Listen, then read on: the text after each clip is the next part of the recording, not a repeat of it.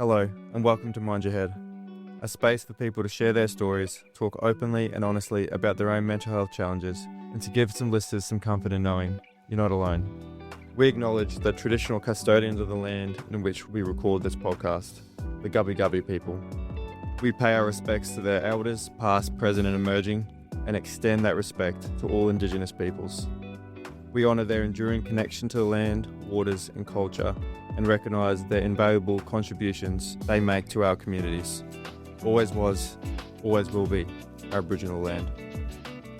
Well, first off, we've talked about a little bit, how are you going and how's 2025 going for you at the moment? Yeah. Two sort of aspects. I think, I've got a lot of goals that I want to achieve this year, and I can see that they're definitely going to happen. Didn't expect to get an injury within the first week of 2025, but the word that sort of has come to me for 2025 is inspire. So, and I believe everything happens for a reason. So I'm like, maybe this is my chance to sort of share my journey with getting a hamstring injury, and just navigating through that, and hopefully my end goal, which is to run at the World Championships in September, will show that whole journey, and that, one little setback is not going to be the end of the world, and it's going to make me come back stronger as an athlete and as a person. So, yeah, for sure. And so I come from a sort of a rugby background, and injuries and sport almost go, hand in hand. There's not very often that athletes don't experience some sort of injury or setbacks to their bodies. Even like chatting to you now, you seem very optimistic and very confident about your recovery. How do you mentally cope with sort of setbacks and injuries in your sport? Yeah, I think the main thing is just to remind yourself of your goal. I've got goals to, represent Australia again, to run a certain time, to do all of these things, but it's over like a long period of time. So the next Olympics isn't for another 4 years. So it's just reminding myself that just because I'm doing an injury now, that's not going to stop me from still being able to qualify for the Olympics in 4 years' time. Yeah. So it's just really reminding myself of my goals, where I'm currently at. As I said before, it's going to make me stronger as an athlete and as a person. So if I come back as a stronger athlete, then the results are just going to come from that as well. Is that how you build your confidence? Is it having sort of that positive mind frame and sort of not looking too far ahead and just keeping it, present in the moment? What can I do in the moment? Is that sort of how you build your confidence when it comes back from injuries? And also, like I think you said before, how many tears come every 2 years? It's just like trying not to think about it. Is that part of the process too? Yeah, definitely. And I'm someone who's always been a goal setter and someone who's always set goals for every single year. But especially last year, I focused a little bit more on just monthly reflections and sort of setting monthly goals as well as the bigger goals as well. Because there were so many times when I remember back in 2023, I set myself some goals, didn't achieve any of them. Was it? Last year. Was that, you reckon? I'm not sure. I think I like to dream big. Yeah. And I sort of wasn't in the right headspace or environment to be able to achieve those goals at that point of time. Yeah. But then last year I was able to achieve all those goals that I set in 2023 and all my 2024 goals as well. So really? Yeah. So what was the shift, you think?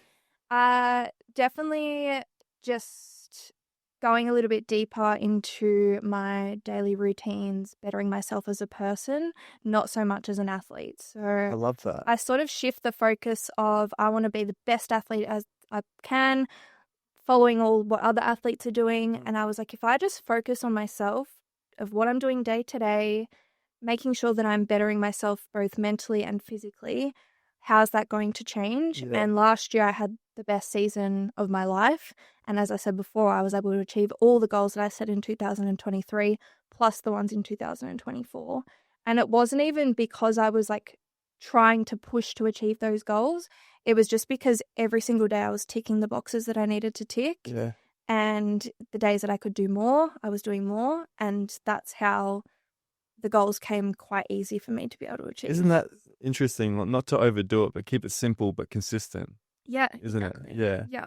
What are some things that you learn about yourself during these times of setbacks and stuff? Is there new things you learn about yourself? I'm definitely a strong person. You are. Yeah. Very resilient. There has been quite a lot of setbacks, not only with athletics, but with other sports in the past.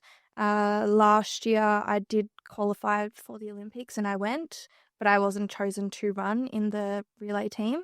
So, So how does that work? yeah. So what do you go over as? So technically I was over there as an emergency runner. Oh, right. Yeah. So last year I had the best season of my life. Won lots of races, came third at Nationals, which is our Australian Championships. I actually missed out on making the individual 100 meters by 5 positions in the world. And yeah, qualified for the relay team. Yeah. We broke the Australian record 3 times in that year. And yeah, qualified for the Olympics. And then once I got to the Olympics, they decided to drop me out of the team and put someone else in. So I did the whole Olympic experience, but didn't Brutal. to run. Is that brutal? Yeah. You got a smile on your face. It was How did you cope with that? so. Amongst everything else, I moved from Melbourne to Brisbane just as I came home from the Olympics. So probably about a month after I got back from the Olympics, I moved. It's probably only taken me, I would say, the last 3 weeks to actually overcome it. Really? Yeah. What actually feel it? Did you work? No, I think I felt it in the months that I came back. Yeah. But I think I've moved past the feeling of all the emotions the last 3 weeks. Oh, right. Yeah. And how do you reflect on it? I know deep down that one day I will get to run at the Olympics. Yeah. Both individually and in the relay team. Yeah. So just because I actually missed out on the Olympics in Tokyo as well because of lockdown, they didn't take as many athletes. Yeah. So I missed out on running at Tokyo and then missed out on running at Paris. How old are you, if you don't mind me asking? 26. Okay. So pretty much the next Olympics is my last chance.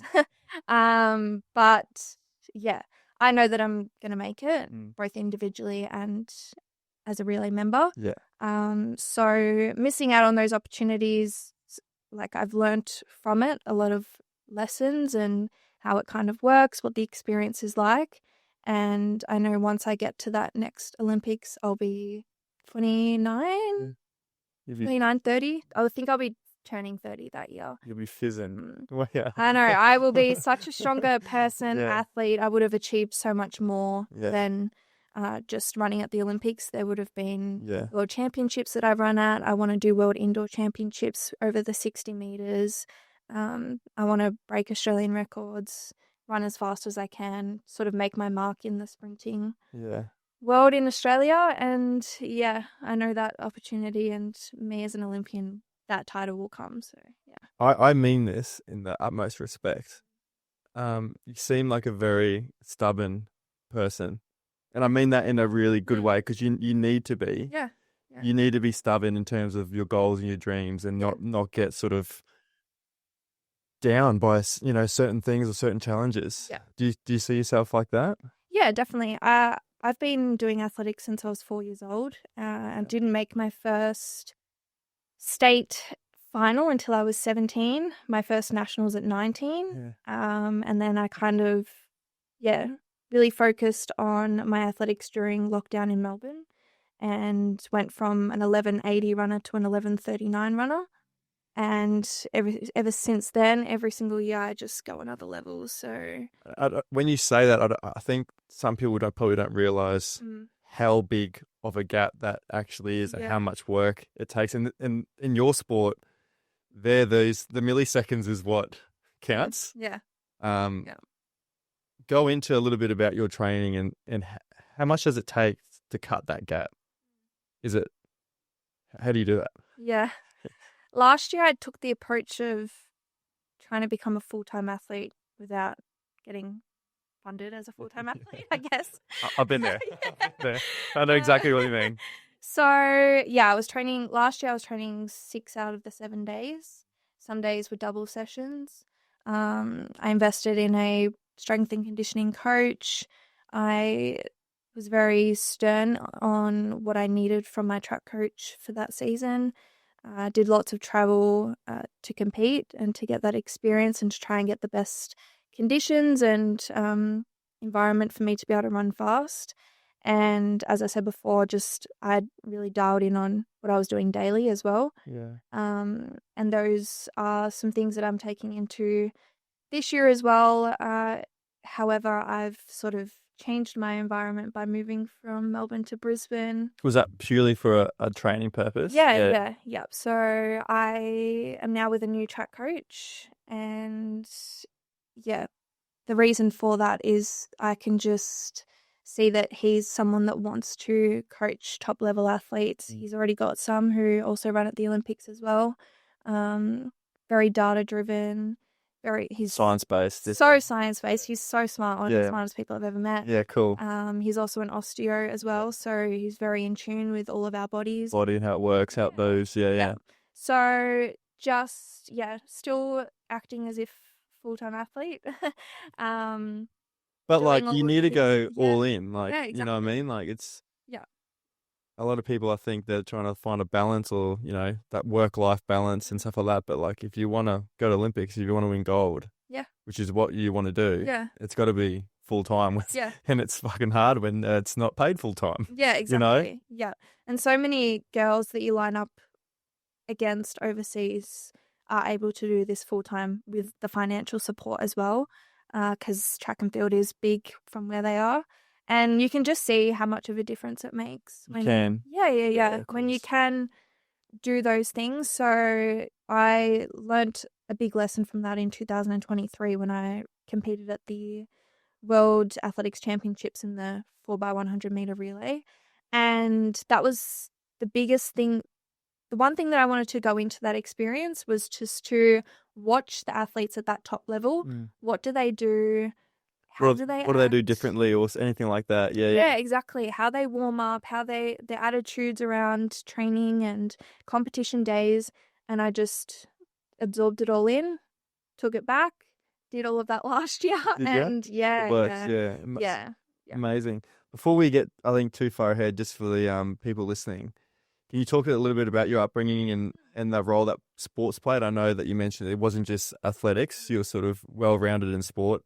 Yeah, I'd love to know how you got into sprinting and your childhood growing up. Yeah, so started athletics when I was 4. My parents were big in sport. They did athletics, but my mum's main sport was beach sprinting. Oh, right. You're a beach sprinter. Yeah. So I've never done it myself, but yeah, mum did it quite religiously.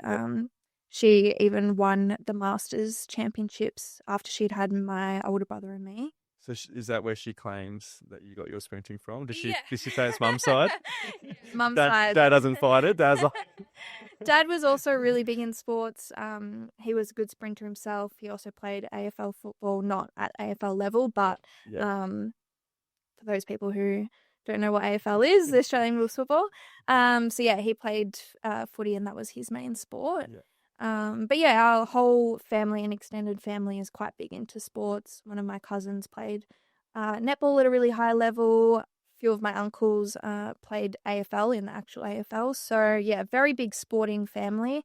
And mum and dad were big on getting me and my 3 brothers into sport as much as possible. And the reason for us starting Little Athletics, all four of us did Little Athletics, was we were living in the city at the time. Not really close to the beach. So it was either you do life saving, which is the beach sprinting, learning all of those sort of skills, or you do Little Athletics where you do all of the sports on the one sort of weekend. Is this in Melbourne too? In Melbourne, yeah. It'd be tough surf life saving in Melbourne. I mean, it'd be good up on the Gold Coast here. Yeah. But you'd be like, nah, I'm not doing that. Nah. Nah. I'm very grateful that we kind of were in a position that it was Little Athletics over surf life saving. We then moved to the country All right. of Echuca, so that's about 3.5 hours from the city. We moved there for mums and dad's work. They were church ministers at the time. So, yeah, so I actually grew up going to church and doing all of that every single Sunday. But because we were living in a country town, sports is huge in country towns. So we did little athletics still. I did netball, dancing, tennis. The boys did cricket, soccer, footy. And yeah, that's sort of what really sparked the love for little athletics. We were doing all these other sports, but yeah, it was just so much fun in the country town of Echuca. You know everyone in the town. Everyone was doing little athletics. So Saturday mornings was A just vibe. so much fun. Yeah. Saw some crazy things. We even had a snake go across the track one morning. Like, Really? yeah. And everyone's like, yeah, it's normal. We're in the Yeah, you're in the it's country. normal. You're just like, what the hell? Yeah. Did you get around school, or was it always sport? Like for me, growing up, I went to a sports school. Yeah. So I like frothed every day. I was just like, I had to do English and maths. You had to do it. Yeah. But everything else, I was touch footy, AFL, league, union, cricket, swimming, surfing. Like that was just my childhood growing up at the school. Yeah. Did you go into much schoolwork, or was it mainly sports driven? So You can be honest. school was not really for me. Yeah. I did go to a sports school as well in year 11 and 12. Growing up, I actually went to 3 primary schools, 3 high schools. Oh, right. Yeah, and learning was very difficult for me. Yeah. We never really got me tested or anything like that, but I think I do have a lot of learning difficulties because it still affects me to this day. Same. Yeah, so so when we were living in Echuca, stayed at the one primary school. It was actually quite a disadvantaged school. Not much money. The school doesn't even exist anymore. But Oh, really? yeah. So sports in that school was quite big. They were always wanted to put on before school and after school sports programs, and anytime that there was cross country, they would get all of us on a bus and get us to the cross country competitions and those kind of things. But as I said before, like the town was so small that you know everyone. So when you go to these school sports days, even though you're with your school, you still knew everyone that was there. So cross country days, everything was just so much fun. Yeah. And then we made the move from Echuca to the Mornington Peninsula, which is in Melbourne as well. And it's quite big. And that's sort of when school became a little bit more of a struggle for me. So we moved there when I was in year 6, just 1 year at this primary school. Because it was quite big, there was a lot of other kids that were really good at sports, and I really struggled to adapt from being the best in the school to sort of not the best. So I wasn't selected for the athletics days or the cross country or anything like that, which is kind of wild to think now. Especially last year, the school sent me like a thing with all of the kids had written letters and pictures and Have a little ebony yeah, shrine. literally, What the hell? I know, and I was like, I didn't even represent you guys when I was there. So yeah, it was quite difficult just going to that school for the 1 year and then transitioning into high school. High school, for me, it was just trying to do as much sport as possible to get out of learning. I would do anything. So I was doing cricket, netball, aerobics, swimming, like I joined the swimming team to get out of schoolwork. Yeah. And I ended up making state for swimming. Oh my gosh. But it had it on a weekend that I wasn't at school. And I was like, no. I only did this to get out of school. I don't want to do it on my weekends now. And they're like, yeah, but you're in state. And I'm like, yeah, I don't care. Change it to a Friday or like during the week, then I'll do it. Yeah. See, I couldn't. Swimming is not not my sport at all. I don't think I could even swim to the end of the pool, like the 25 meters. But You'd have a good kick on you though, wouldn't you? Oh no. I just cannot swim, but I still put my name down for the swim days. Beats doing essays every single day. Yeah. My school even had diving competitions, and I put my name down for that. Got to the day, and I was like, I'm not getting up there. Like springboard, like Yep, pepper. Yep. I was like, I'm not getting out there. So I just had a day off. Didn't even do the competition. Oh, the things we do to get out of I school. know. Okay. Yeah. That's funny. So what were your dreams as a kid growing up? Did you have sort of high aspirations? Did you have sort of goals you wanted to achieve? Or were you sort of in the moment just sort of playing sport, enjoying life? Yeah. Growing up, my main thing was actually dancing. Oh, right. So I did dancing for 10 years, bit of everything, jazz, tap, hip hop, whatever. But that was probably like, I call it a sport. That was probably the sport that I was the best at out of everything. Then netball actually took over and I made state level for netball. That absolutely ruined my shins, knees, everything. So Really? yeah. That hard on it, is it? God, yeah. Yep. And getting to the state level, they were quite brutal. And once I got to that level, they were like, you're not going to get any further because of how short you are. Yeah. So, but I'm quick. yeah. So after a few years of being at that level, but being told you're never going to make it, it was kind of like, what's the point? So I actually gave AFL a go. I had a few clubs that were very interested in I can imagine seeing what I could do. Yeah. And so I played a season and I tore my ACL. Yeah. So you're like, yeah, not for me. that was that dream Gone. Yeah. And that was the main point of me focusing on sprinting. So we went and saw the surgeon to figure out if I was to get the surgery or what was going to happen. Yeah. And the surgeon actually said to me, if you want to play sport, you want to do netball again, you want to do football again, get the surgery. But you've just told me that you're a sprinter. You've done it since you were 4 years old. If you just stick to straight line running, you don't need to get this surgery. And he literally said, I think you should go with that path, give it a go, and just see what happens. If 2 years' time it's still giving you grief, come back. But what do you mean? You tore your ACL and didn't get surgery on it? No, that was 9 years ago. And it's all good? Yep. Really? Yep. You just healed it with like rehab and stuff? Yep. Wild. Yep.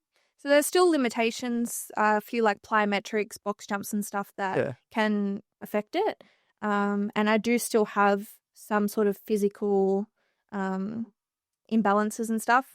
Probably hence why I've torn my right hamstring this time around. Of course, yeah. Yeah, but there's actually research now that you can completely heal a ruptured naturally. ACL naturally. Oh, right. So no 200 meters because that's coming around a bend. It would have to be. Well, now because I have built so much strength around it, I can. Oh, nice. I don't do 200s again because I'm so short. Okay. It's just. So I was 200s. Yeah, right. I couldn't do 100. Yeah. See, short, sharp for me, like 60 meters, 100 meters, perfect. Yeah. 200 meters, a bit too far, but yeah, that was the big turning point for me. And now I look back on it and I'm like, to have a surgeon say to you, don't get the surgery, focus on your athletics and see where it takes you. Yeah. That's wild. Yeah, absolutely. Yeah.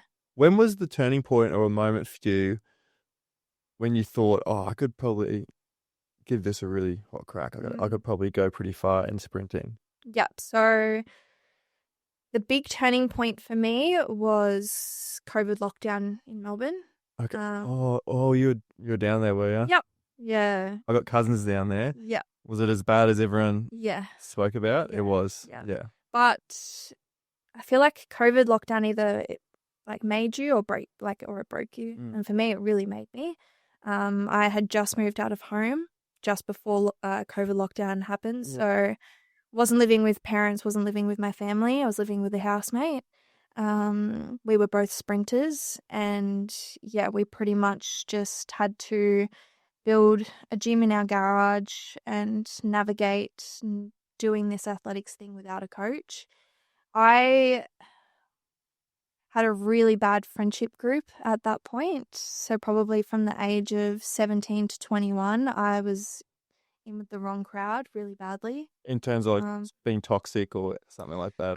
Partying every single weekend from Friday to Sunday. Gotcha. I know the friendship group. I had one too. Yeah. So the partying for me probably started when I was 14. Yeah.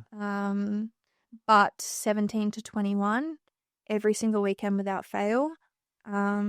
Yeah, big into the party scene. Yeah. And COVID lockdown forced me to not see those friends and to not do that. And because I couldn't rely on my coach to just, before that, it was, you've got your track sessions on this day at this time. You just went. It was part of my routine. Then when this COVID lockdown happened and I couldn't see my coach, couldn't go to the track, I really had to navigate this whole thing on my own. That was, for me, I sat down with myself and was like, okay, I either give this up completely and stay on the path that I am now, which was not great, or I'd go all in and give this a really good crack. It's almost That's what I decided to do. yeah, it's almost how bad do you want it? Yeah, to the point that I'd completely cut contact with that friendship group. Haven't spoken to them since. No. Yeah, built the gym in the garage, was doing all of my track sessions at a dog park because that was the closest. In your 5K radius or in the something? 5K Yeah, is that, radius, yeah. yeah. So was out there before work. I was working in childcare full time at the time. So I would get to the dog park where I would set up all the cones, measure out all my distances with a measuring wheel at 7 a.m. in the morning. And then, yeah, started work at 10 and was doing that for, a little while we were going through COVID lockdown, dialed in on my nutrition, my sleep, started journaling, started listening to podcasts, Right. started meditating in that year as well. So pretty much went from Party.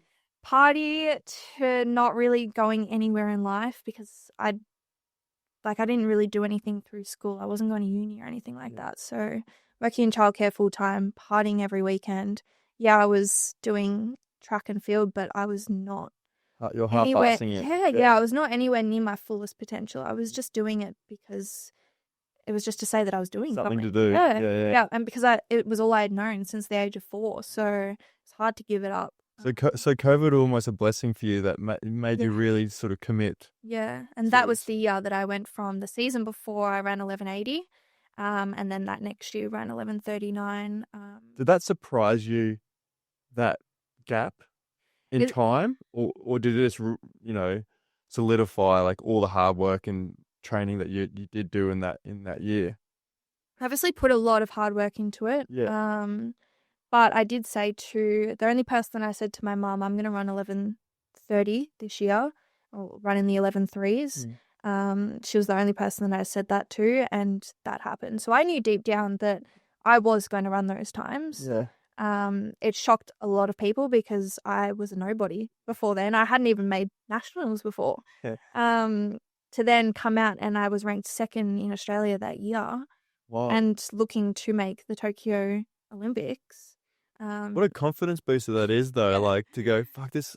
Yeah. This actually works. Like, people always say, hard work, but actually, if you do commit to it and have everything aligned, it does actually work out for you. Going to your nutrition, you seem like someone who's very, I wouldn't say strict, but you know what foods are putting into your body. You know what foods to consume. Is that correct? Yeah, and I have a big passion for that. Oh, do you? For nutrition? Yeah, for nutrition. Oh, cool. So on the side, I do online coaching. So, health and fitness is big for me, not only for myself, but to educate and to guide other people through their journeys as well. And I think I can give a lot of my clients a lot of different aspects because I've gone through that whole mindset and focusing on not only the outer work, but the inner work as well. The nutrition, the sleep, programming for strength and conditioning, for running, different sports. Yeah. Because I just have so much knowledge through my own experience and journey. And that was one thing that I actually enjoyed studying and doing was that fitness degree. I ended up finishing that within 6 months and it was a 12-month course. Yeah, just smashed it out. Yeah. So I knew that was the path for me and where my passion lied when I started that course. And obviously going to sports school and stuff as well. That passion was definitely there back then as well. But it's something that I take a lot of pride in and love to learn about. Not only for myself but for clients that I have as well. How do you go with meditation? Is that something you still practice? Not anymore. I got quite deep into it, and I think Did you? yeah. But I actually found that it was actually draining a lot of energy out of me. Oh, really? By the end of it, yeah. So I was sort of meditating night before races and stuff, and I would get to the race, and yes, I felt mentally clear and good, but I felt physically quite exhausted. Yeah, so I do it through different ways now. I don't sit there and meditate, but I love to just go and I don't know, sit and look at the water in silence. That's kind of the way that I meditate now. I love being in my own presence and my own thoughts. I can sit in a sauna with no music and not reading a book or anything like that. And Were you always like that? I grew up very much an introvert. Yeah. I feel like I've definitely turned into more of an extrovert now. But I grew up with 3 brothers, and they were a little clan, and then there was me. Were you in the production line? Are you made They would sometimes allow me to play with them, and especially when it came to playing like WWE or basketball, and they needed like 2v2 kind of thing. All right. Yeah. You need someone to body slam.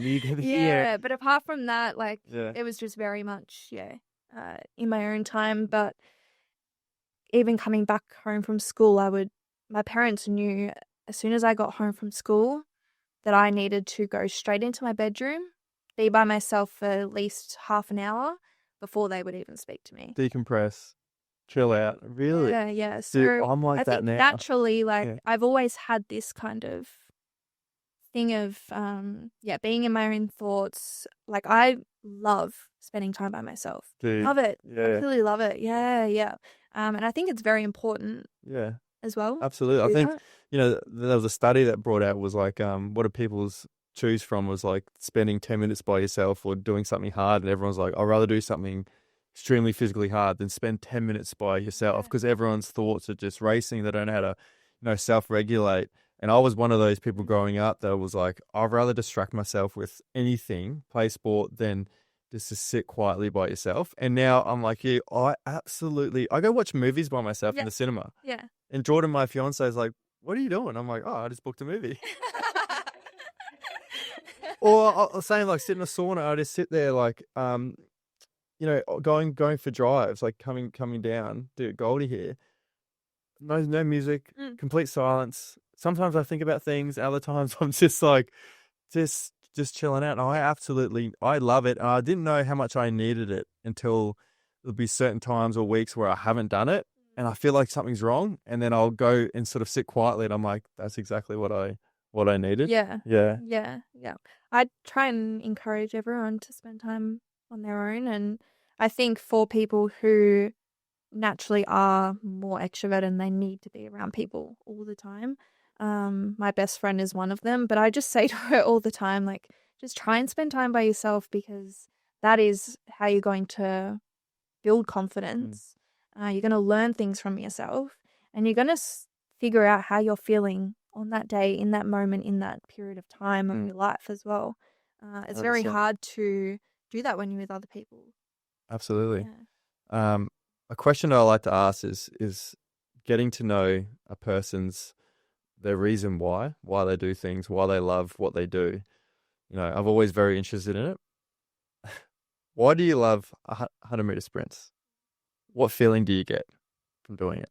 Yeah. There's all different feelings that come about. Okay. I always find my best races happen when this is going to sound probably a little bit whack and weird, but anytime that I have my best races, it honestly feels like I'm running down a black tunnel. I can't see the people next to me. I can't hear the crowd. I can't see anything except for my lane. Full tunnel vision? Yep. Really? Completely black. Like, completely black. Do you get that every time? No. Okay. Just the races that I run really, really well. Have you connected the dots to why that happens? Not yet. Sorry.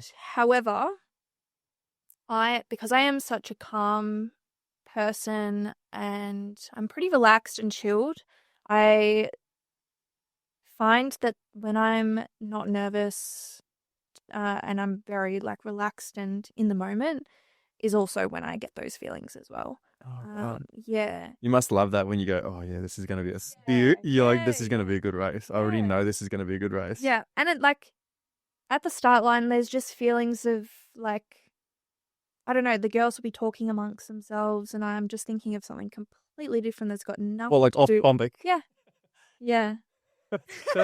And I did I spent a little bit of time with sort of rugby league players in the Melbourne Storm NRL, and you probably wouldn't know them. Mhm. Their big philosophy is good people make good rugby players. And one of the questions I was going to ask you is that when you run your fastest, does everything have to be aligned, not only in your preparation, but also away from the track?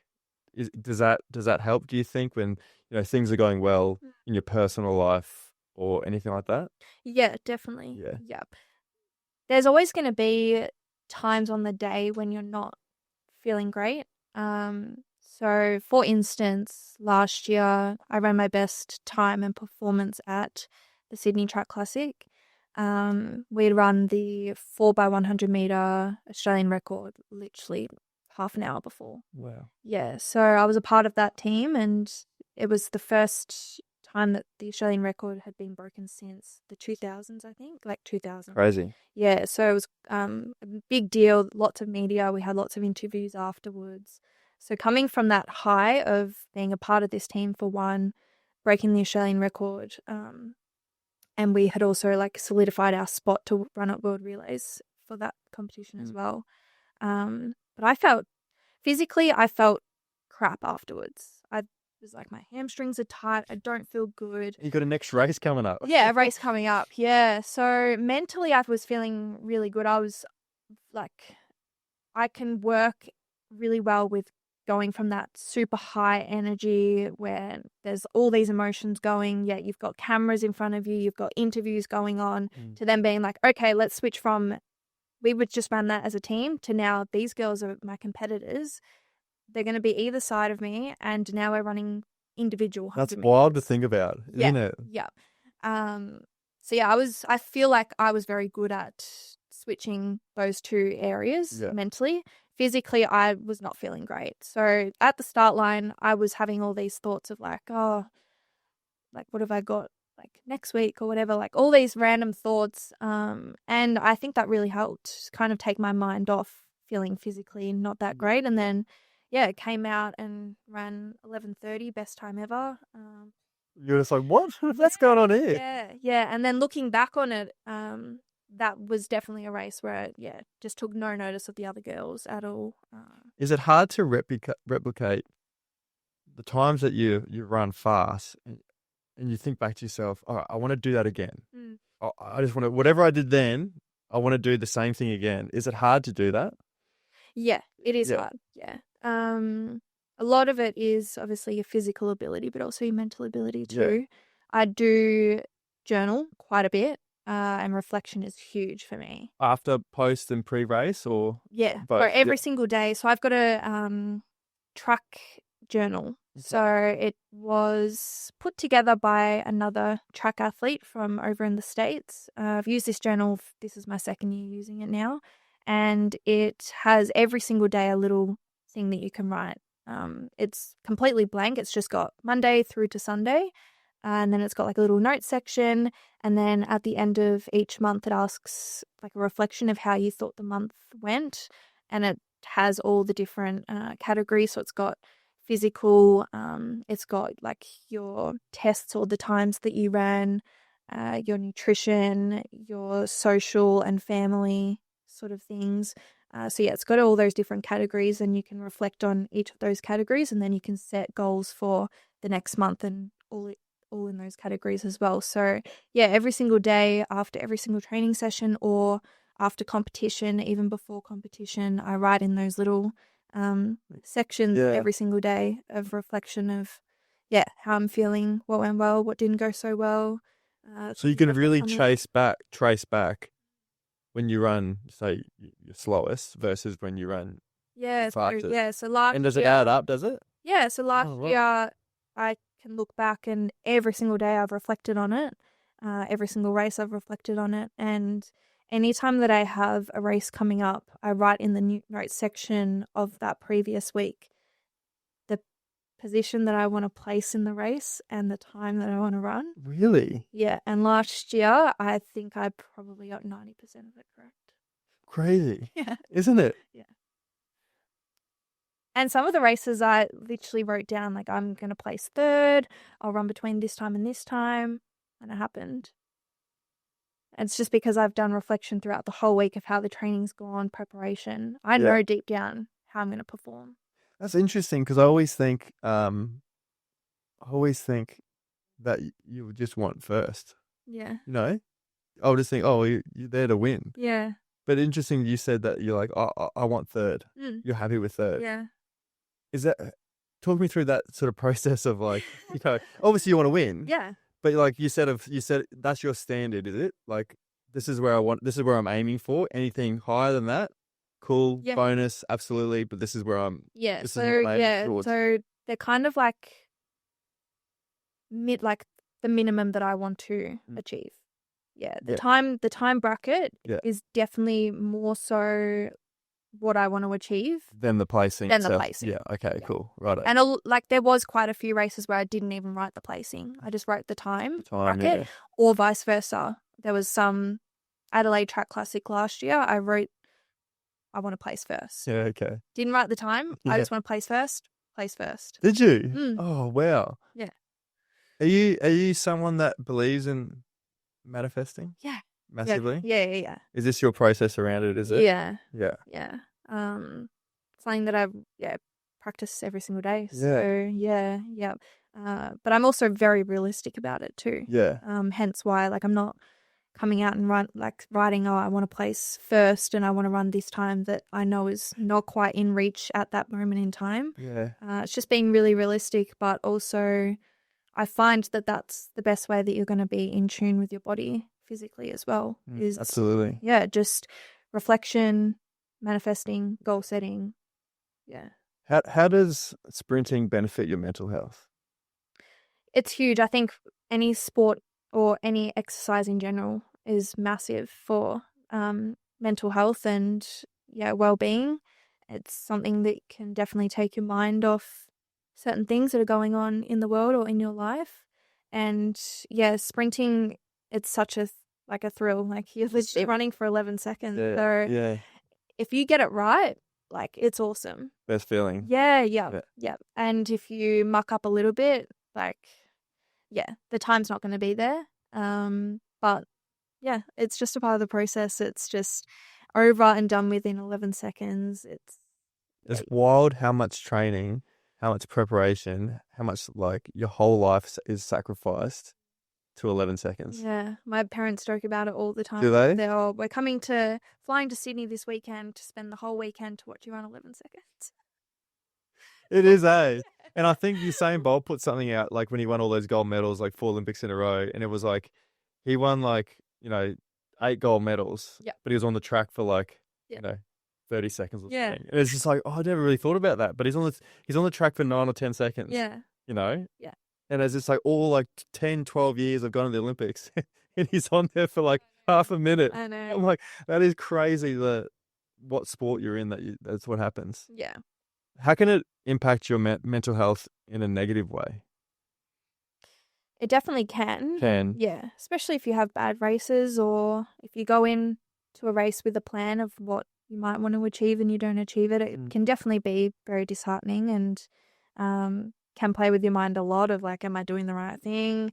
Trusting the process is one of the hardest things I find. When things are going wrong. Well, just in general. Yeah. Especially as an athlete and a top level athlete, you just want the best for yourself. You want to achieve the best. You want to achieve all of your goals, do all of those things. And I think when things don't go to plan, it definitely can trick your mind a little bit, and trusting the process can become very hard. Whether you are doing the best or whether you're doing not so great. Last year was the best season of my life, but I knew the training that I was doing could be better. and I want to go that next level. So yeah, that's why I decided to make the change of coming up here and working with my coach now. And yeah, to have those thoughts when you're literally running PBs and I was winning races, and yeah, I ended up missing out on running at the Olympics by 5 positions in the 100 and currently ranked 78th in the world at the moment. So yeah. It's interesting. Like, do you find that you sort of go between being tough on yourself, but also finding balance to show self-love? Like, Yeah. something that I struggled with was like holding yourself to a high standard, being tough on yourself, but also allowing yourself to have a bit of self-love and be like, all right, you can be tough on yourself, but you can also be like, not so tough on yourself. It's hard when you're a professional athlete to do that. How have you sort of navigated that? Because of how long I've been in this journey and how long it's taken me to even get to the point that I am at now, I am grateful for everything that I achieve. So even though I'm wanting more, I still appreciate and am grateful for everything that I've achieved so far. So if I was like, I don't know, if things weren't to go to plan moving forward, then I would still be so grateful for the things that I've achieved and the journey that this sport has taken me on and where I got to. Yeah. Because thinking back to when I was 17 to have not even made a state final, which is actually quite easy to do. Well, it's pretty easy to make it. And you did. Yeah, no. Even nationals, like to qualify for nationals, like I look back and I'm like, how? Like, Shit, was I? yeah, dude, not even kidding. Oh, right. Yeah. So to be at that level to the level that I'm at now is two different, completely different scopes of, the level of athletics. So yeah, everything that I achieve and that I do, I'm completely grateful for, appreciate, and would always look back on how proud I am of myself. And if I achieve more, then there's even more things to be grateful for coming forward. But yeah, it's just appreciating the small moments whilst also still working hard to achieve more. So that probably ties into my next question is how do you manage failure? But I think that all ties into it as being grateful for even the moments, because you've been at the other end where you weren't making anything, and now you're at the end where you're killing it. Yeah, exactly. And not everyone's going to make it in the sport. There's still a lot of girls that I competed against back when I was younger who still haven't quite made it. So that's another thing as well, is I'm so grateful for where I've gotten to and the hard work that I've put in, and that's actually paid off, because there is a lot of other people who are still working really hard and would love to be in my position. So yeah, it's just also looking at the bigger picture as well, as like I do inspire a lot of people, and I do get a lot of messages and people who follow my journey, and it's because they know that I've sort of been at that bottom level of athletics and now at like close to the highest level that you can be. Yeah, persisted for that long hour. Yeah, so it's just inspiring for other people, but then it's also for me to also keep that in mind and to keep going to see how far I can get in the sport, whilst also still being very humble and know that like the hard work got me here, but there is a lot of other people that would love to be in my position as well. For sure. Yeah.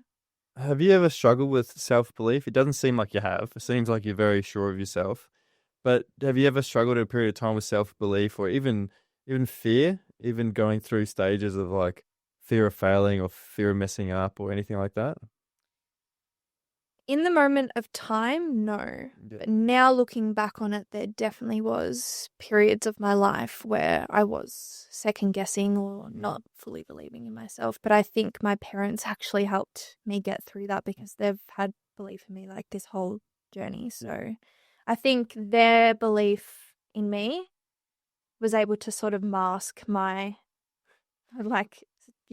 my self-belief that just wasn't really there. Your own insecurities. And like even before I had like making that state final, I remember how proud and how much of a big deal my parents made of that. And I'm stoked. Yeah, jumping up and down, like we went out for dinner, like all those kind of things.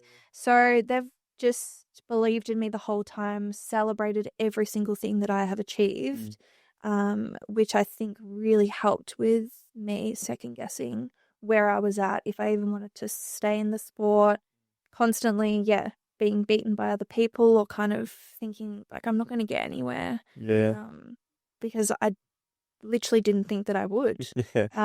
It wasn't until I made that big jump from that 1180 to the 1139 that I was like, hang on a minute, this could actually be something. It's such a more mental game, I think a mental sport than people give it credit for. Yeah. They think they just get on the blocks, gun goes off, Yeah. and you just sprint. Yeah. But the mental side of it is what separates, the winners, the losers. Yeah. And something that I've always loved watching the Olympics, especially the Olympics, is like everyone's watching, they're on TV, the crowd's there. So you're watching the sprints and they just like zoom in on their face and everyone's just like watching them. And I played rugby in front of crowds and stuff, but I'm in a team. So no one's no one's watching me.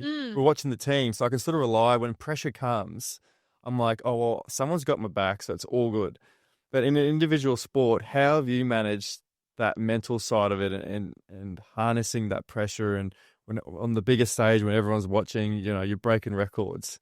How have you gone about managing pressure? And is it something that you think about? Is it something you think about in a positive way? How have you gone about that? Yeah. I'm definitely someone that embraces You do. those moments. Yeah. So the first big crowd that I ran in front of was in 2023 at the London Diamond League, a part of the 4x100 meter relay. I was starting the relay off. So when they do all of the introductions and the cameras are on you, they always do the person who's running first. And I think there was the crowds in London are crazy. Are they wild? Oh my gosh. Yeah. Like thousands and thousands of people. And the way that I handled that was crazy. And I instantly felt like I belonged when I was on that track in front of that amount of people with the camera on my face, seeing myself on the big screen and just having that baton and being in the blocks. I've never felt so like that's where I'm supposed to be. Well, you own that space. Yeah, and then also I've now done a lot of other bigger competitions. That same year we did the World Championships. I was a part of the relay for that. Then we did Zurich Diamond League. I was a part of the relay for that. Last year we did World Relays.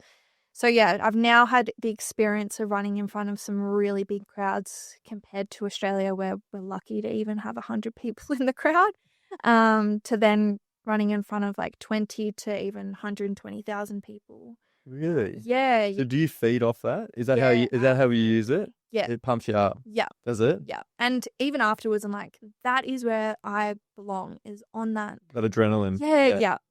Like it's just unmatched. I don't get nervous at all. Like even in front of those big crowds, it's just somewhere that I'm like, I want to be here. I feel like I belong here. Was that a process to get to that stage, or did you just sort of just notice it in the big stage and was like, fuck, this is actually like, no, this isn't any effort to me to be pumped up. This is just what I actually love. Yeah. Oh, really? Oh, 100%. Oh, right. Yeah. Amazing. Yeah. Because you can see pressure can obviously crack people. It can really go the other way. But for you, without even sort of knowing it, it's gone. Yeah. Best possible outcome. Yeah. And those races were on like TV and stuff. And I had so many messages of people being like, you did not look nervous. You looked so composed. You looked like you were loving it out there. And it's because I was. Yeah. Do you have like an inner voice or anything like that? Or do you use any, I'm not too sure if you work with mindset coaches or anything like that. I've done a little bit with visualization. So before a game, a lot of them say, well, don't think about the game before the game because you'll psych yourself out. I actually use that as a tool. So I would go through like, I've never really talked about this, but I would go through fake scenarios that I think might happen in the game. So I'm mentally prepared for it. So if it does happen, I already know where I need to be in that situation. And the longer you play, the more games you play, the more experience you get, the better you are at predicting what you think is going to happen during the game. Yeah. Do you do anything like that, in the starting blocks? Do you sort of visualize yourself running down the tracks? I know you like the tunnel vision. Is that what you sort of picture in your head? Yeah, so visualization for me, it isn't something that I deliberately do. It's something that actually comes to Naturally, me. really? Yeah, yeah. Little bit. Sometimes it can be the night before a race, and there's been times when I have fully visualized the race. I've never been at that track before. I get there and I'm like, it's to a T. Really? Yep. And Deja then vu there's sort of. yep, literally deja vu. Yep. And then there has been other times when the visualization happens on the start line. Yeah, yeah, And you're like, oh, I'm in yeah, the zone yeah, here. yeah. So I don't deliberately do it, because I find that, yeah, it does naturally come to me, and when it does come to me, like, I'm ready to go. And then there's other times when it doesn't happen, but yeah, both that and manifestation, and even just sort of having a time that I want to run or a place that I want to run. I never let it get so far to me that I'm going to get disappointed if it doesn't happen. All of these things that I practice or do or that have happened when I've run well is just because I just allow it to happen. Don't so fight it. Yeah, Just yeah. go with it. Yeah. Yeah, I love that. Yeah. Have you ever struggled with your identity as a, Olympian, professional athlete? Do you ever feel like, oh, there's more to me than just sprinting? Have you gone through phases like that? Sort of life away from the track? Yeah, yeah. I think I'm still trying to figure that out of trying to, separate myself as Ebony the sprinter to what I've got coming up. Yeah. However, at the moment, sprinting is what I'm trying to put all of my effort into and to try and get the furthest that I can. And I know that opportunities will come beyond that as well. But as I said right at the start of the podcast, like this year, like my word is inspire. I've never had a word ever for the year, but for some reason, this is the word that's come to my mind since the 1st of January is inspire. So whether I do that through my athletics, whether I do that through my coaching, other job opportunities, through, speaking on podcasts, interviews, anything like that. Did documentaries last year before the Olympics with the relay team, and my segment was quite deep and emotional. I'm someone that doesn't get emotional at all, but for some reason, just that documentary and that interview with Channel 10 was, I've really opened up and just very emotional. What was it about? Mostly through like the journey of actually getting to that position, and they asked a lot of questions of like, how have you felt that this year's sort of gone for you? What's it like sort of going from a low level athlete to a high level athlete? What would it mean to your family if you were to make the Olympics or to be an Olympian? A lot of emotion. So much emotion. It all just came out, and they did show it in the documentary, which I was a little bit nervous about, but I think, it just means so much to you. Yeah. It shows the journey.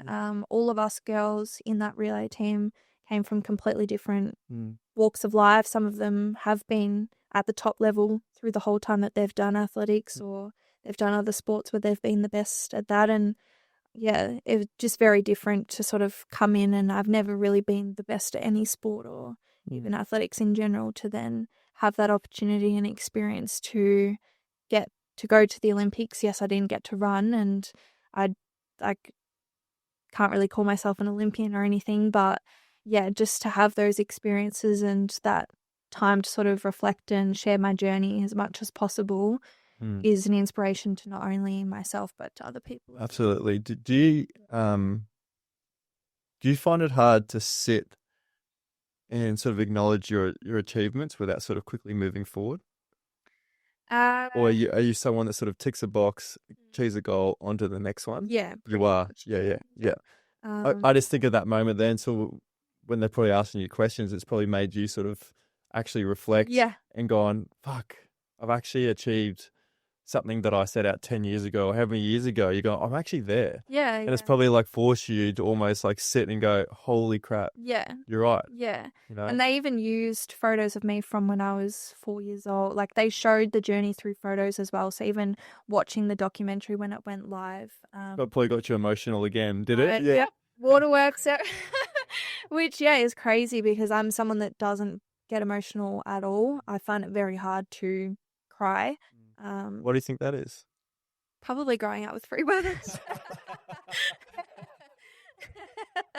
It's something that I like when I do get emotional. Yeah. And even like with reflecting on last year. So, yeah, 1st of January this year, I went for a walk and just sat out, looked at the water, and reflected on the year. And the same thing, I just burst into tears in public by myself. And yeah, I think it's just anytime that I do have time to properly reflect on the full journey, yeah, I do get emotional. Because you think about the sacrifice, the hard work. Yeah, you know, the races where I was second guessing whether I should even continue athletics, doing other sports and not making it in that, struggling through school, lots of different aspects.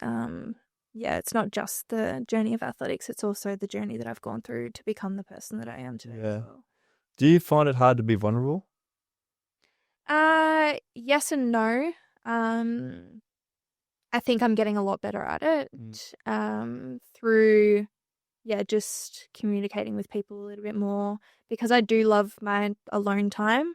Sometimes when things do get to me, I do struggle to open up to other people or communicate it to other people.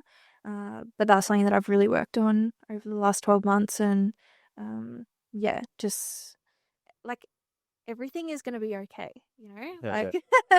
I think for everyone listening. Yeah. And that's something I wish I was told at like 13 or 15 or, you know, going through those sort of adolescent years is I wish someone just gave me a hug and was like, you'll be fine. Yeah. Everything will be okay. It'll work out the way it's meant to work out. Yeah. And I have no regrets of anything that I've done growing up. Like, as we spoke about before, like I did go through quite a big party stage. And if I continued in that, I wouldn't even want to know where I would be today. Still, that friendship group's doing the exact same things. Yeah. So, but I don't regret any of it. I don't regret it at all. And that doesn't make them bad people either. No, absolutely. Yeah, it's not like that was right or wrong. It just wasn't the path that you were meant to take. And same with school. Like, I don't regret not trying in school, crack, wagging classes, you know. Do your parents know that? They do now. They knew that wagging class to go to church. That's what you meant. Yeah. I was a very rebellious child growing up. Yeah.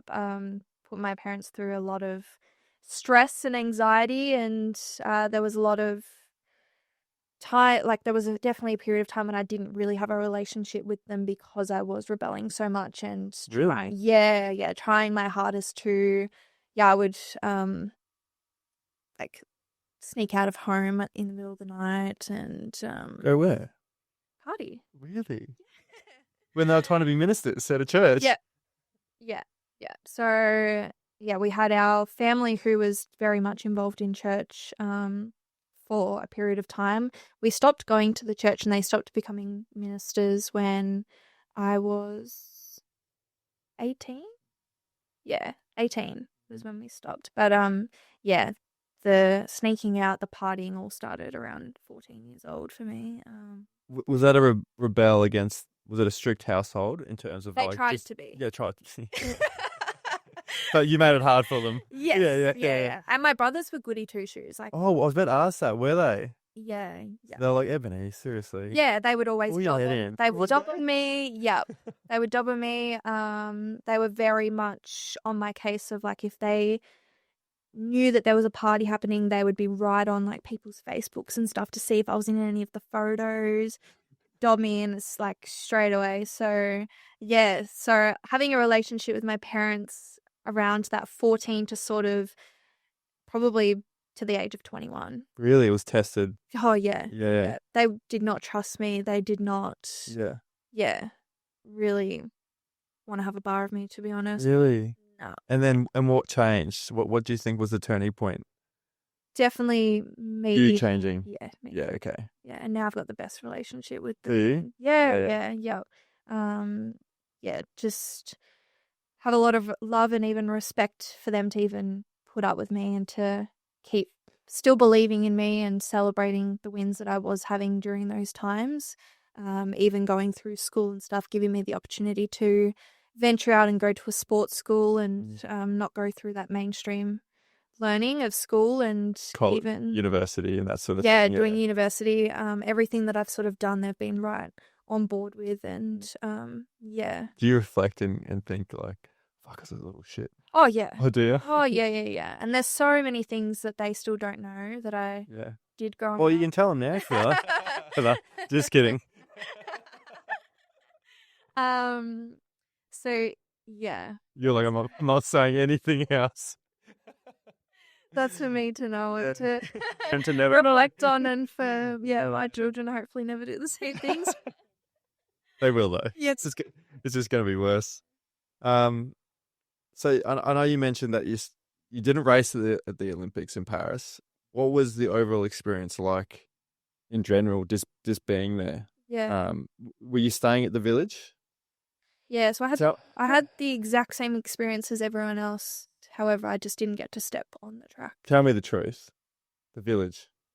Oh, it's wild. Proper? Yeah. It's wild. It's fun, but it's so amazing. Like, I came home and I was like, oh my gosh, like the real world is just like got a lot of work to because when you think about it, like in the village, you've got top level athletes, you've got coaches, everything like that. But you've got people representing their country, people wanting to be the best in their sport and be the best versions of themselves and to tick all of those boxes like we were talking about before. So the energy in the village is nuts, so positive. Like, yeah, you just want to be the best version of yourself in that environment. Yeah. Everyone else is doing the same thing. So coming home was a big adjustment, not only because I did have an up and down experience with one, not being able to run, and I was so disheartened by that, and very emotional, and there was lots of things that I was navigating through that. It was a very difficult time and probably one of the hardest things that I'll ever have to go through my whole life, I think. Really? Yeah. Yep. What emotions did you feel? Was it anger or was it disappointment, frustration? Yeah, everything. Everything. Every emotion. Yeah. Did you see a psychologist when you got back, or a sports psychologist? I was able to. They have really good medical teams and stuff there, so I was able to have sessions with someone while you were there. I was there, Oh, right. which was really helpful. I didn't see anyone when I came home, and I kind of regret that a little bit. Yeah. But yeah, I've been able to navigate it over the last couple of months and sort of move past that. But the Olympics was an experience of, definitely up and down emotions, like so positive on a high, really exciting, grateful for the opportunity, can't wait to do it again. Whilst also, navigating not being able to run, really wishing that I could run, and I thought that I should have been running as well. Having a lot of people ask questions of why I wasn't running, and you can't give them any answers, can you? the hardest thing was the lead up to the actual event and the race day, because because of the season that I had, both I and a lot of other people thought that I would be running. So the lead up to it, of people asking what day is your race, what time's the race, and deep down, like, I'd been told 2 weeks before that I wasn't running. So I'd had 2 weeks before we were even like getting to the race, and I was told not to tell anyone that I wasn't running because anything can happen, and I could step in and run. So you had to. Were you replying to these people as if you were running? Yeah. Oh. Yeah. I was obviously able to tell my parents. Yeah. And they were able to have regular phone calls with me and check in with me daily that You've gone all right. Yeah. Okay, yeah. It seems like it lit a fire in you like you wouldn't believe, though. Yeah, definitely. And even just being in that experience, the same thing that I was talking about before, of actually being on the big stage and other like world championships and stuff that I've competed at, like being in that environment and around the athletes and the people that I met through that experience and being in that experience, I know that like my time will come and I will get to do it again. But next time I will get to compete, Yeah. both in the 100 and in the relay. It almost reinforces that the fact that you belong there. Yeah, No. yeah. And I think it just really has solidified that goal for me as well, because even before that, like being an Olympian has never been a goal of mine, because I never thought that I would get to that position until last year. Last year, it was a goal of mine to qualify for the Olympics. I probably should have written qualify and compete, but be a little bit more specific with my Right. goals. Yeah. Yeah. So this year, my goal setting went to another level. Why do you think that you never put that as an Olympian? Was that too far ahead for you, do you think? Yeah. Too high? Deep down, yeah. Really? Yeah. Thought it was a bit. You being realistic was like, Yeah. oh, wow. Yeah. And When you got there, you're like, nah, fuck, I want this. 100%. Yeah. Yeah. And I think even now, like last year, I knew that I could run the times and I knew that I could qualify for the Olympics.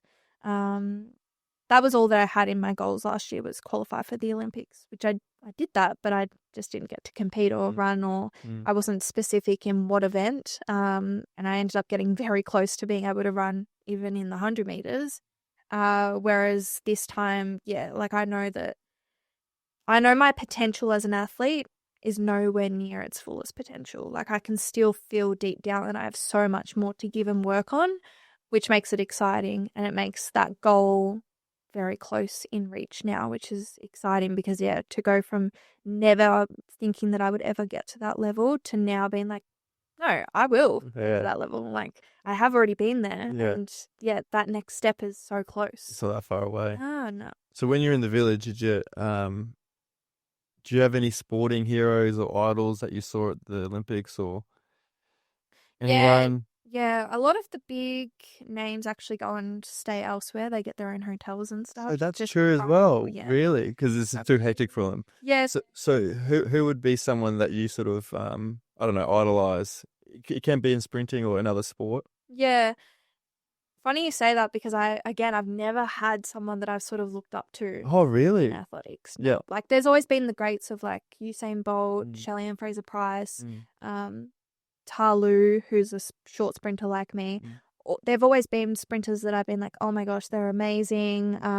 Yeah, definitely like paved the way of sprinting and the level that everyone would love to wish and get to. And yeah, like I've read Usain Bolt's book, and yeah, he's incredible. And some of the stuff that he's achieved is next level, and something that Australian sprinters probably will never get to experience. But just seeing those, like you see those people when you get to those bigger stages. So I'd already seen all of them at Diamond Leagues and World Championships and stuff before.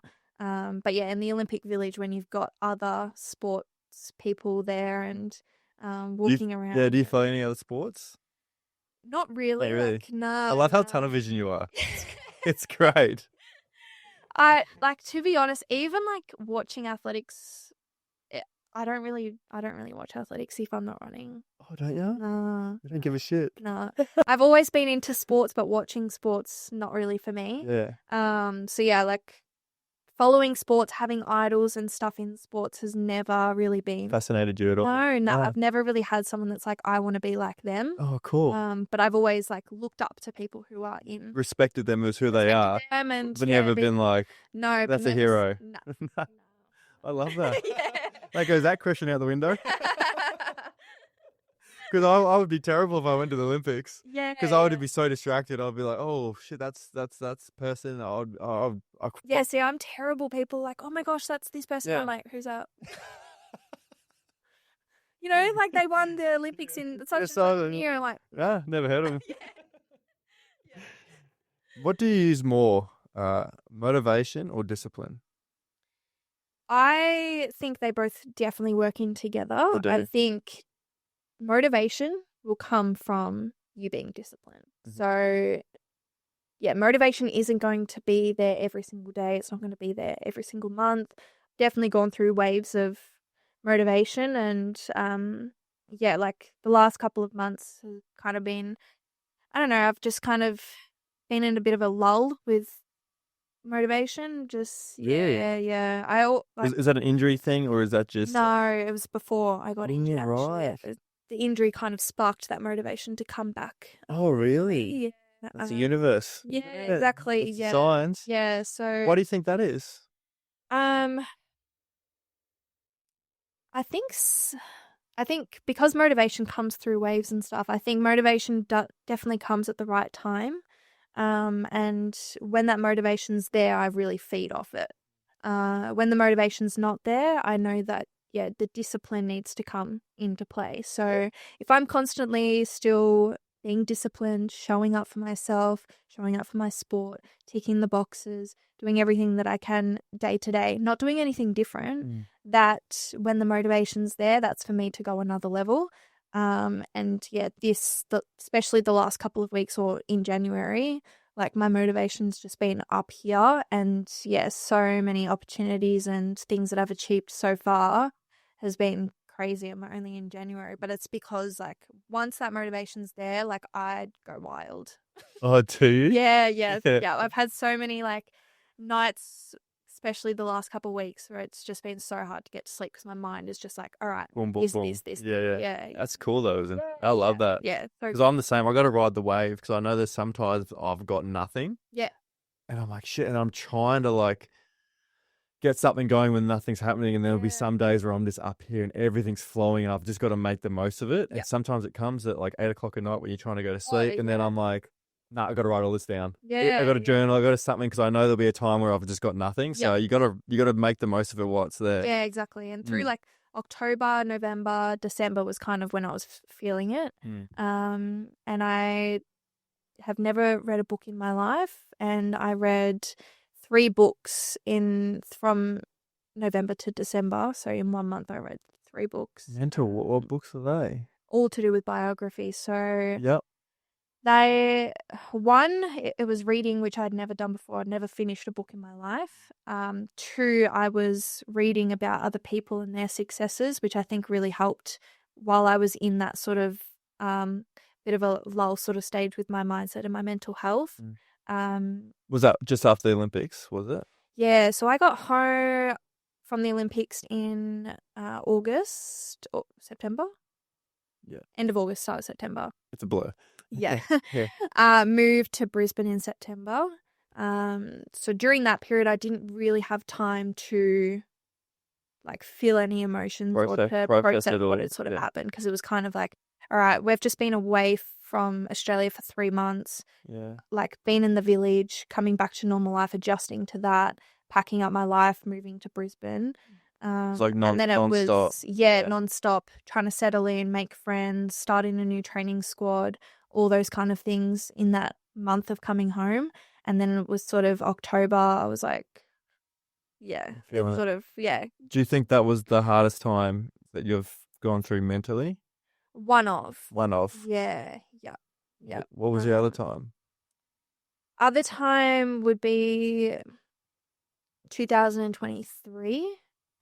I was struggling with injuries quite a bit, and that was coming off. I had a really good season in 2021, 2022, and then 23. It kind of didn't really go as I'd hoped. I was still making moves and doing things, still made world championships and got to compete at Diamond Leagues and stuff like that. But I just, I was starting to second guess if those past 2 years was a bit of a fluke. Right. Yeah. So I was second guessing my ability of is this like the level that I'm going to get to in that? Am I actually that good? Am I actually that good? Was it just a fluke? I was trying to probably do a bit too much. So taking the stuff that I'd done in those first 2 years, which was really needed because I went from, partying every weekend, and I really needed to go 100% dial into absolutely everything that I could. But I was still trying to do that plus more. And it just wasn't working for me. My body was not responding well.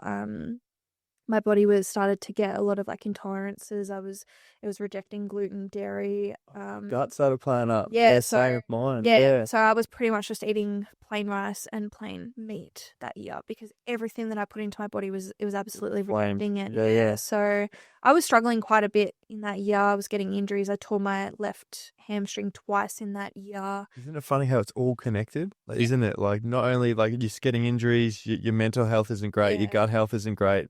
You sort of start getting injuries. It's all related. Yeah, yep. So I took a lot of the things that I learned from that year into last year and just didn't go as full on as what I did in those first couple of years. Started to do the things that I knew made me feel good. Tried a few other different things like bringing in the journal, those kind of things. I actually me and my partner moved out of a small unit that we were living in, a little 2-bedroom apartment, into a house with my brothers, and just being around my family really helped last year as well. I think because, it just felt like I was living in a shoebox. I was trying to like do all of this stuff.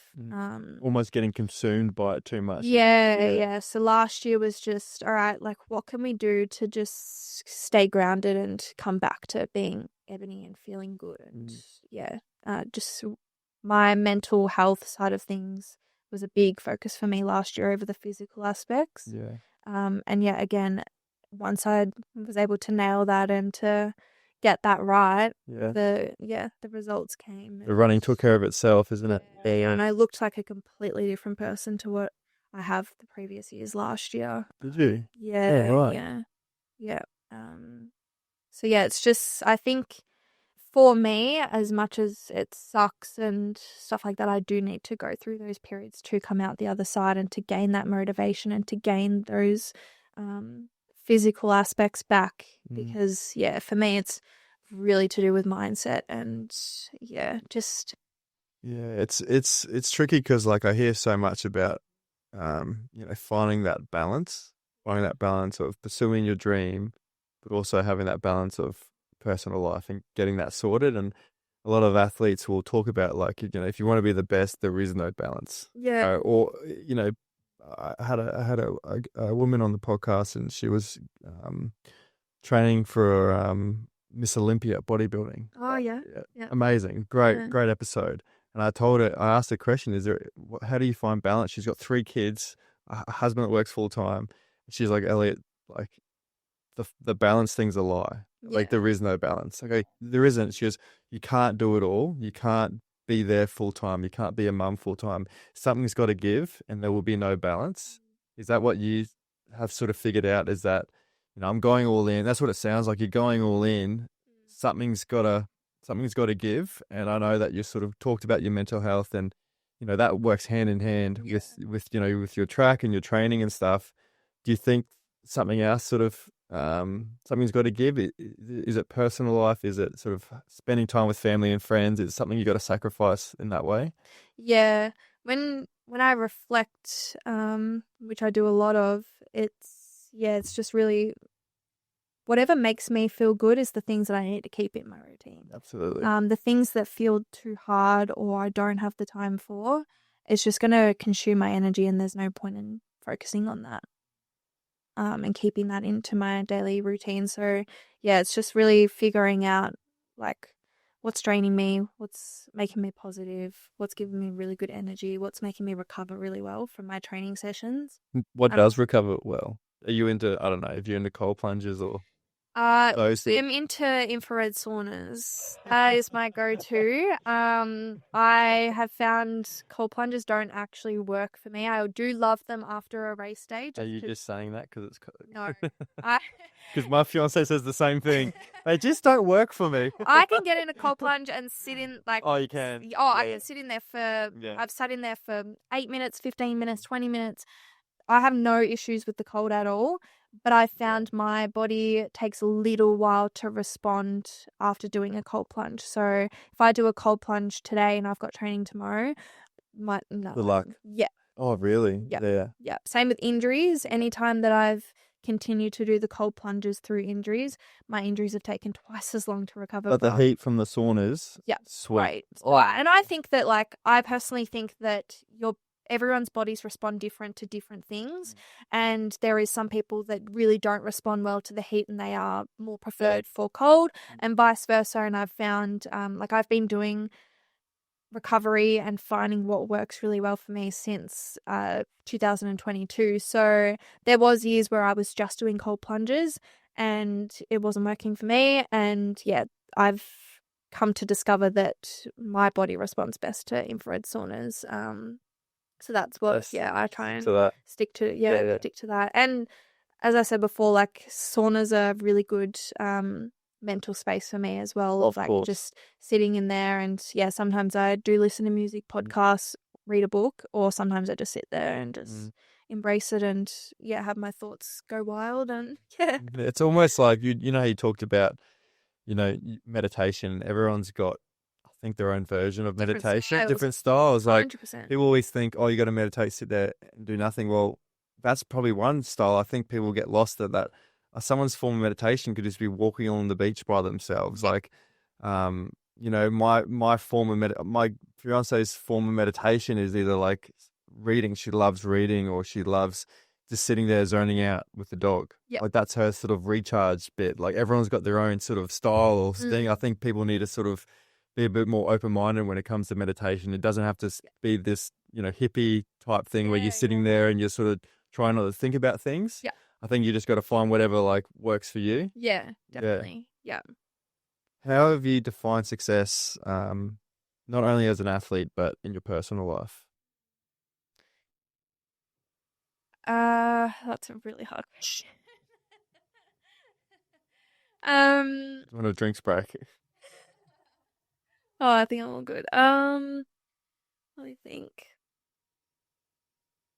It's funny because, as I spoke about before, like, the journey that I'm on as an athlete, like, the stuff that I'm doing right now is things that I didn't even think were possible or even dreamt of, because I just didn't think that that was ever going to happen. So yeah, right now I feel like I'm sitting in a really good spot with success. I still believe that there is so much more to come with success as an athlete and as a person as well. I'm someone that loves to live in the moment whilst also, dream big, have big goals, but very much live in the moment, take every opportunity as it comes, and just make the most of it. And for me, that's successful. That's what success is for me. It's just, taking every opportunity.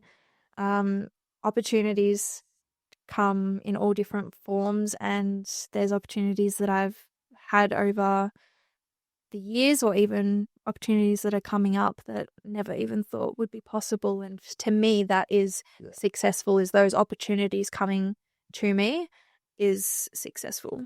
I love that. What are your 3 non-negotiables for living a healthy and full life? Sleep.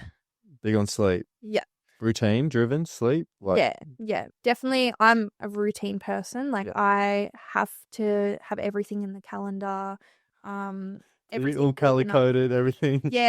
Like, organized. I get stressed if things aren't in place. Probably a little bit of OCD, I'm not sure, but I'm like organized to the T.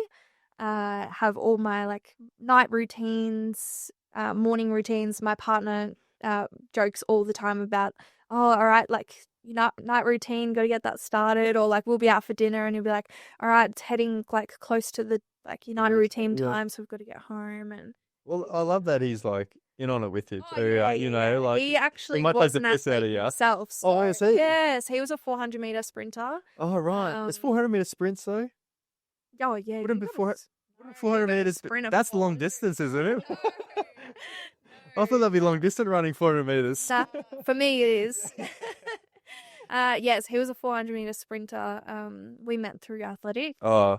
Yeah, so he understands what you're going through. What I'm going through. Is that such a massive help?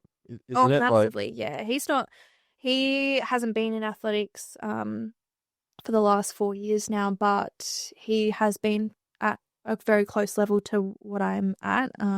He went to a few World Championships and qualified for like Commonwealth Games, and he's been through injuries and all of those kind of things too. So anytime that I'm navigating stuff like that, he's biggest support and knows exactly how I'm feeling and what I'm going through. He isn't as structured and to a routine, and So yin and yang, you need a relationship day out. yeah, he's not as like close into like his nutrition or his sleep or anything like that. He was very naturally talented, which good on him, but there's only so far that can take you. I know what you're trying to say. So when it comes to nutrition, sleep, all those kind of things, he doesn't really completely get it. But because we've been together for 5 years now, he knows that that's The mission you're on. Yeah. And that's what really helps me become the athlete that I am. Because if I don't have those things, like I deep down don't feel like I've got the physical ability to just be able to come out and run these times without doing everything else. So 100%. And it's also going towards being the best version of yourself. Like not just you as as an athlete, but like these non-negotiables, a lot of people probably don't realize that these things help you become the best version. If you're the best version of yourself, you're a better partner, you're a better daughter, you're a better friend, you're a better athlete. It all relates together. Yeah.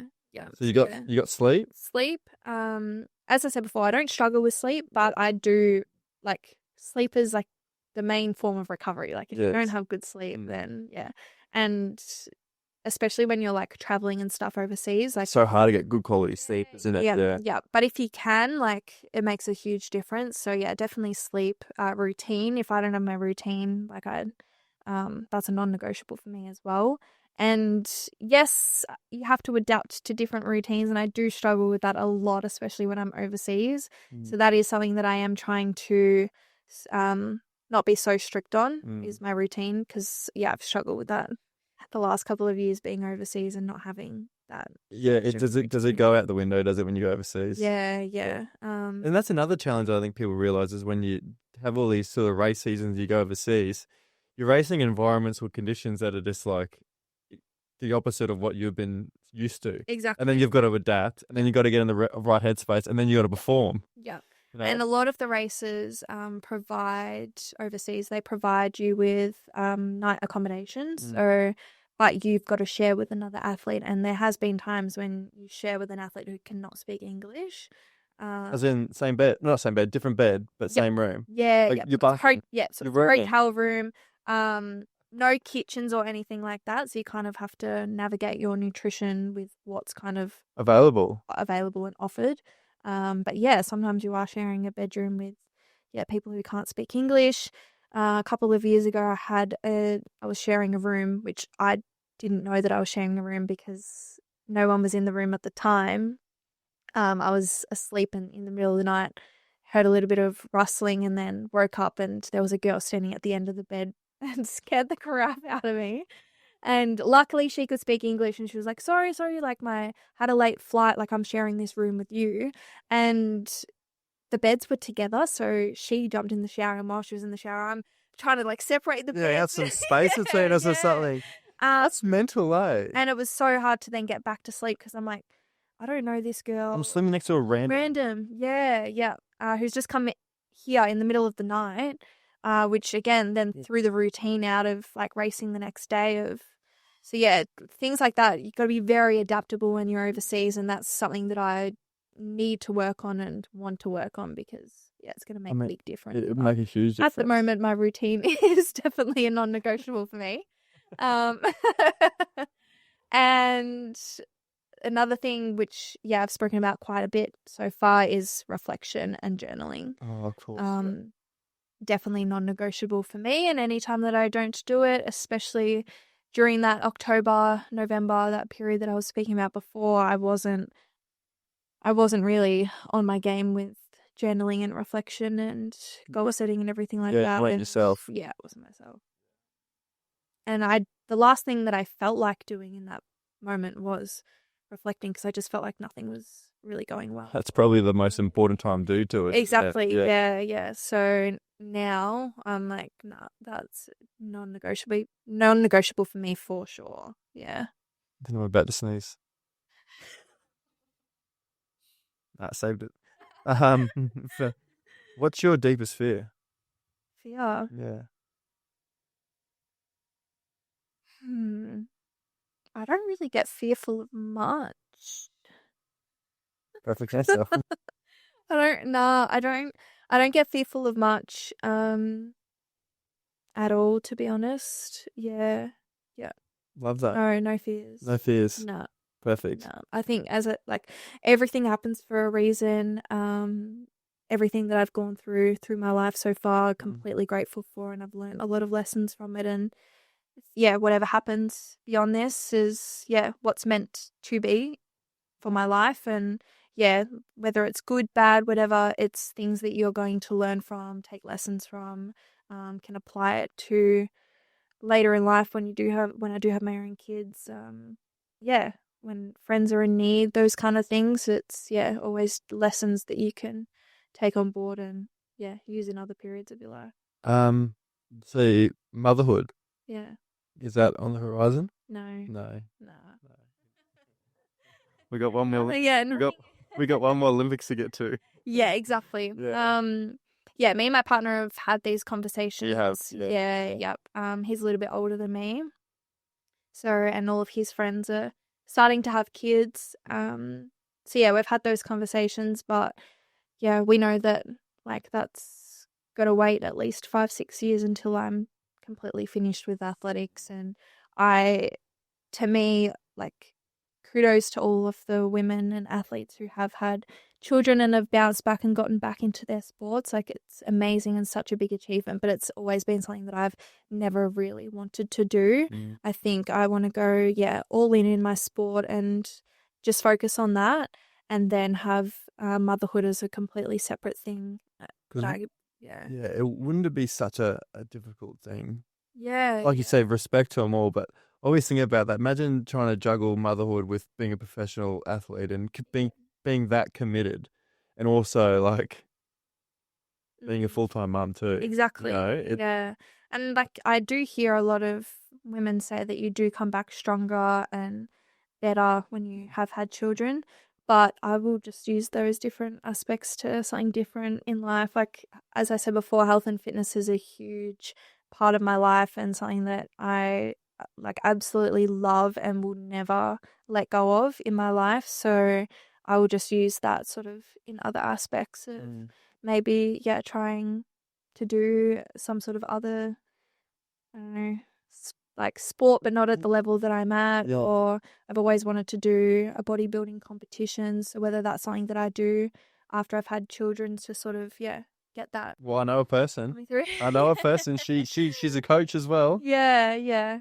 But for now, it's just the next 5-6 years go all in on my athletics, see what I can achieve and do. And then motherhood can be something that I look forward to after that chapter's closed. Yeah. What's the most significant life lesson you've learned so far? Never give up. Yeah.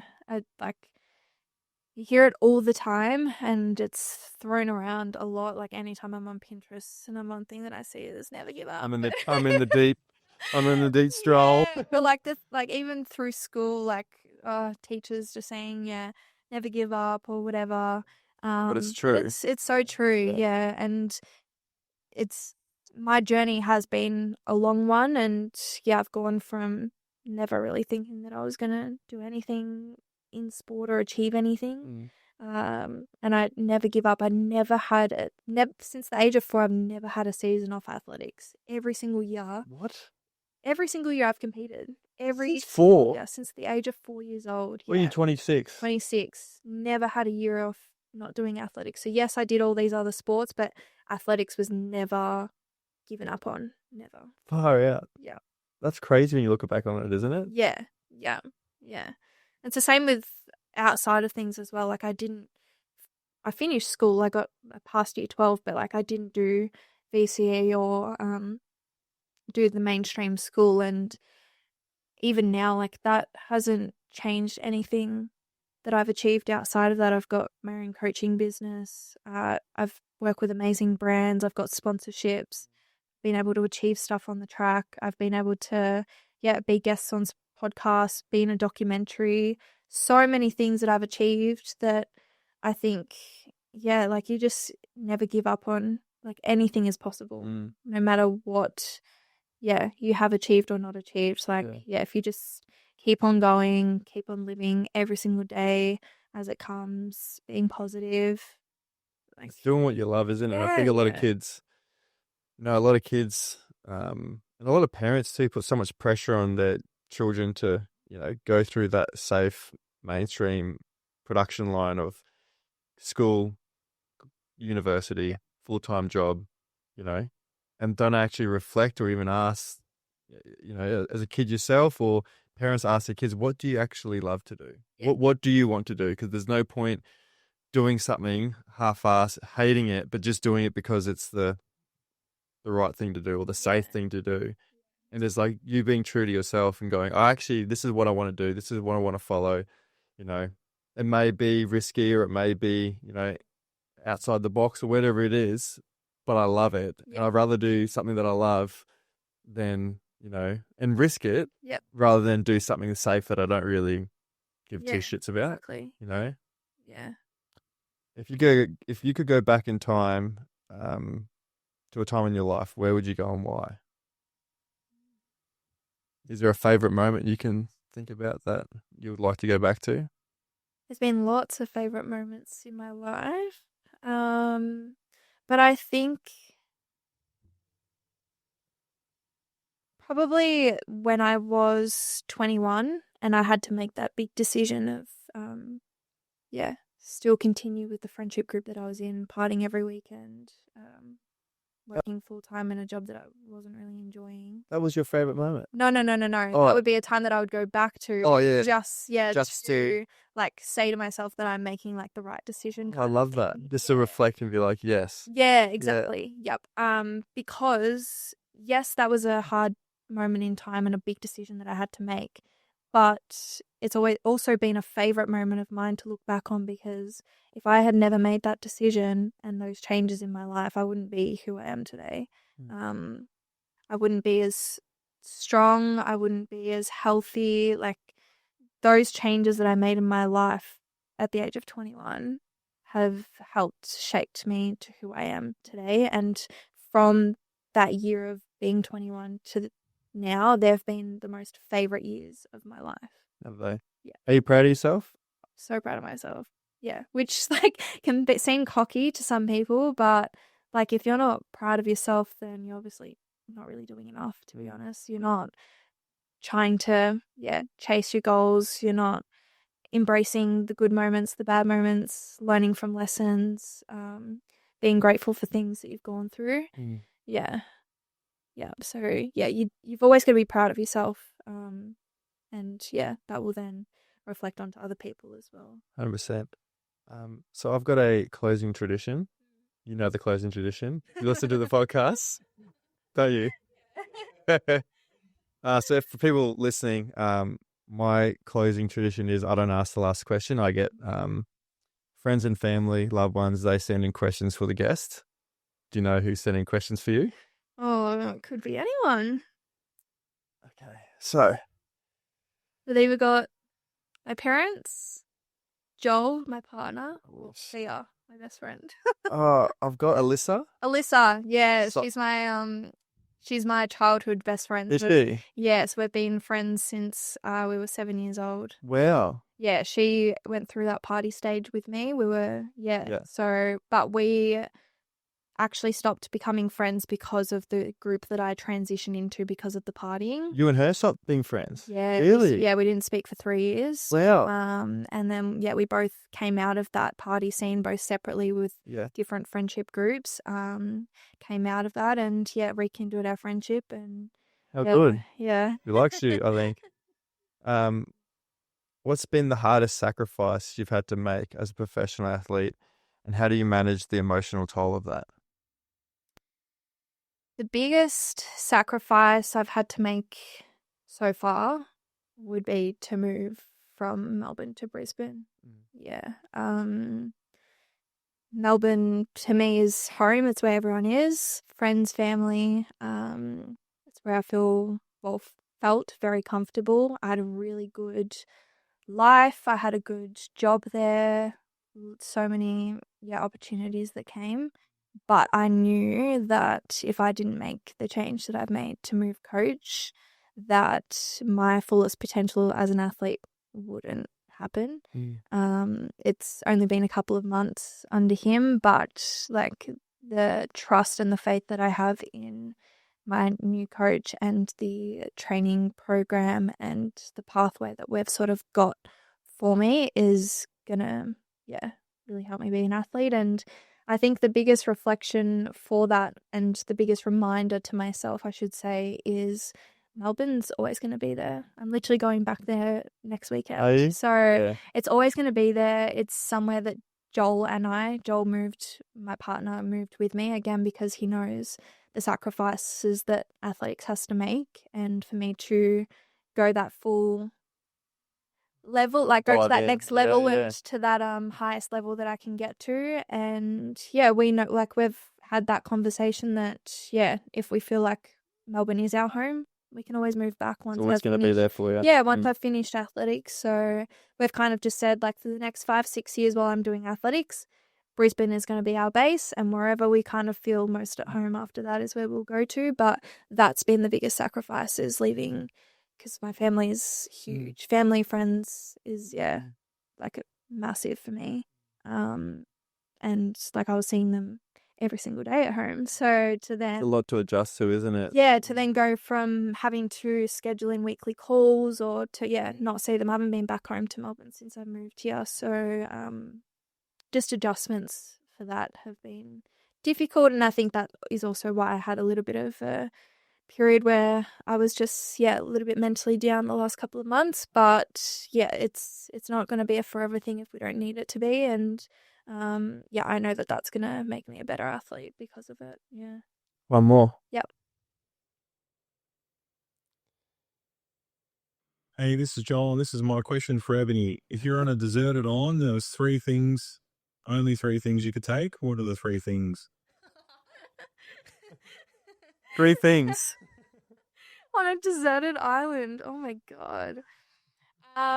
Definitely our cat Binks. The cat. He would want me to say the cat. So I know that with these 3 things, we would be fine. And as I just spoke about before, Joel moved to Melbourne, from Melbourne to Brisbane with me. So me, him, Binks would be like what is needed. And this sounds so bad, but probably my phone as well. The call help. You'd say, get me off this island. Well, phone, because I like to think of it as because I can still work from my phone. So okay. But you're stranded, but you can still work, make an income. We can build off that. Still coach. Still message my clients. Yeah, I'm struggling out here. I'm in the trenches, but I've got you. Yeah. But your program's coming on Friday, I promise. Oh, that's so good. Ebony, so good meeting you today and having a chat with you. I love your outlook on life, and I feel like you're so motivated, and I don't doubt at all that you're going to achieve what you set out for. So it's been great chatting with you today, and I wish you all the best. I'll be looking forward to seeing you in action. Yeah. Well, I definitely keep my socials up to date, so any achievements and results that I get go straight onto theirs. Yeah, nice. Yeah. Awesome. Yeah. Thanks again for coming on. Thank you. Thanks so much for listening to another episode of Mind Your Head. If you'd like to support the show, be sure to subscribe to us on Apple Podcasts, Spotify, YouTube, wherever you listen to your podcasts. It really supports the show and helps others discover us. Don't forget to join us on Instagram and TikTok at mindyourhead.podcast.